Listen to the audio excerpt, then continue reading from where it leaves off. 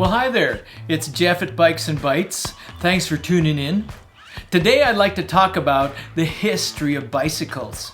It's pretty fascinating. They actually became popular in 1817. They're only ridden by the aristocracy because those are the only folks who could afford them.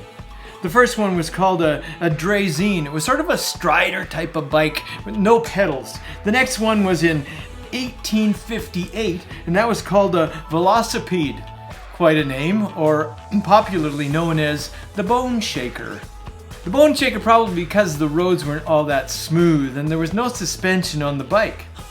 As time went on, another popular bike took over the biking world. It was called the penny farthing, or the ordinary bike. When you look at this bike, I don't think there's much ordinary about it. But in those days, that's what they called it in North America. They were also rather dangerous to ride because to get on them, it was about 6 feet in the air, and falling from 6 feet was a rather gravity experience. So, of course, someone came along and invented a new bike called the safety bike. That made sense, right? But there was opposition. The penny farthing was so popular that the folks who rode those didn't want to ride a safety bike. Then in 1888, there was a company called the Raleigh Bike Company, and they mass-produced bikes. They were the first mass production bike company, and they also sent bikes all around the world. The novelty was that these bikes had rubber tires.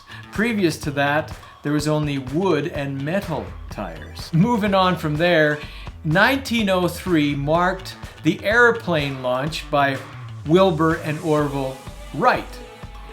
Interesting note is they were bike mechanics. Then other things that changed were hub gears and recumbent bikes for lying down and riding. They're quite popular still. In 1950, the derailleur was invented.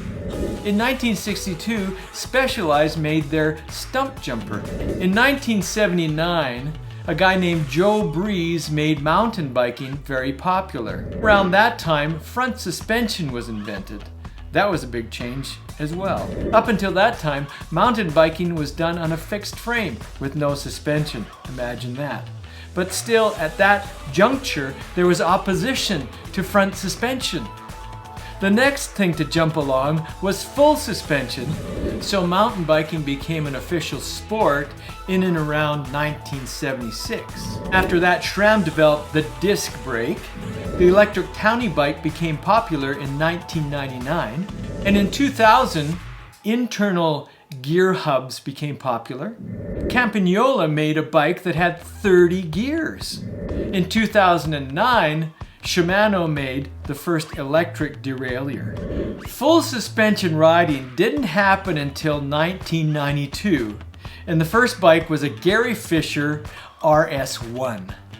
It was a popular bike to new riders. To older riders, it took a change. Now, from about 2009, another phenomenon has hit the biking world, and that's e-bikes. There's a whole spectrum of e-bikes.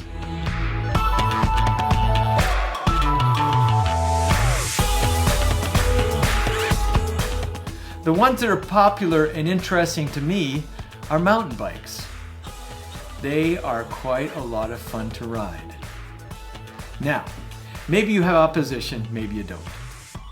But I sat down and calculated if I gave up one of my cars and didn't make payments, do you know what I came up with? $10,000. That's a lot of money. I was surprised. I realized I could get a pretty nice e-bike for way under that price. Maybe that's something for you to consider. It's a life changer. Now, I've told you about some of the history of bikes, but I want to go on from there because studying it reminded me of something. Raleigh bikes. Now I'm going to tell you a story about Mac. I've got some good feedback from you folks already about stories, so I'm going to tell you another one. Mac and the Raleigh Bike.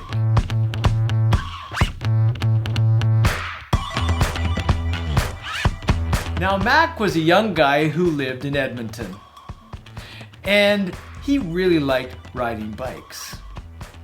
He was about 13 years old, and one spring his dad brought home a brand new Raleigh bike. Ooh, it was candy apple red. It was gorgeous. He couldn't wait to ride it. The only problem was that he couldn't figure out how he could separate the bike from his dad, because his dad liked it as well. So he came up with an idea. On Sunday morning, he decided he'd get up super early at daybreak, take the bike out, and bring it back before anyone woke up. It was the perfect plan. So he got up and got out of the house, got the bike through the gate, and got it on the road. As he was riding, he thought, where should I go? Well, Edmonton has a zoo, and he lived close to the zoo, and he thought, I'll take it there. It's a downhill ride, and when I come back, the gears will make it easier for me to get uphill. I think it had 7 gears, and his had 3 gears, so that was revolutionary. So he headed off. Now, he decided to take a pathway, a dirt pathway, that he'd ridden before on his bike, because it was a bit of an adventure. The only problem with this was that one of the fellows who lived by this trail didn't like kids riding their bikes on them. So what he did is he took a shovel and piled a whole bunch of dirt on the trail so anyone riding along would run into the dirt. Now, Mac was more interested in the bike than watching the trail. And along he was flying. When he hit that dirt pile, he was launched. Oh dear. The bike and he were separated, and his mind began to race about what would happen with him as he hit the ground, and what would happen to the new bike. Oh, unfortunately, he was going at such a speed that when he hit the ground on his head, and the dirt covered him and scratched up his body down his left-hand side, and then he flipped over and he was scratched up on his right-hand side. When he came to, and the dust had settled, he was crestfallen. Oh, what would come of him? What would happen to him when his dad found out? He got up and looked at the bike, and he was overwhelmed. He started to cry. The front tire was bent out of shape. The gear changers and the shifters and the brakes were all twisted and bent. The frame was intact, but that was about it. The chain was off. The pedals were bent. The bike was destroyed. He figured out a way to roll it on the back tire. And all the way home, he was in pain, not only in his body, but also in his brain. He was trying to figure out what he was going to tell his dad about his experience with gravity.